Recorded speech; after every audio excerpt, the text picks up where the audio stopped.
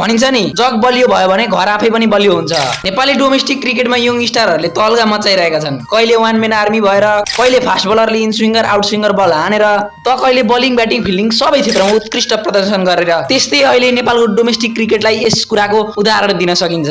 Arjun Kumal what a player यार। जब under 19 world कपमा विभिन्न टेस्ट राष्ट्रहरूसित उत्कृष्ट प्रदर्शन गरेको देखेरै मलाई लागिसकेको थियो उनी नेपालको फ्युचर स्टार हुन्छन् भनेर। आज टिमले 40 रनमा 5 विकेट गुमाउँदा उनले 31 रन जोडेका थिए, जसमा अर्को टिमले 3वटा वाइड फालेको थियो। अनि भन्दैछन् अहिले 74 रन 90 बलमा हाने उनले बल धेरै खेले। जब क्रिकेटमा टार्गेट चेस गर्ने प्रेसर निक्लिन्छ नि, त्यति प्रेसर त केपी ओलीलाई प्रधानमन्त्रीबाट राजीनामा दिन पनि भएको थिएन। अनि ईशान पाण्डे ओपनिङमा आए पनि खेल्ने, मिडल अर्डरमा आए पनि खेल्ने, अलराउन्डर पनि खेल्ने, बलिङ पनि गर्ने, फिल्डिङ पनि उस्तै। अब एकचोटि ईशान पाण्डेलाई विकेट किपिङ पनि ट्राई गराउनु पर्छ।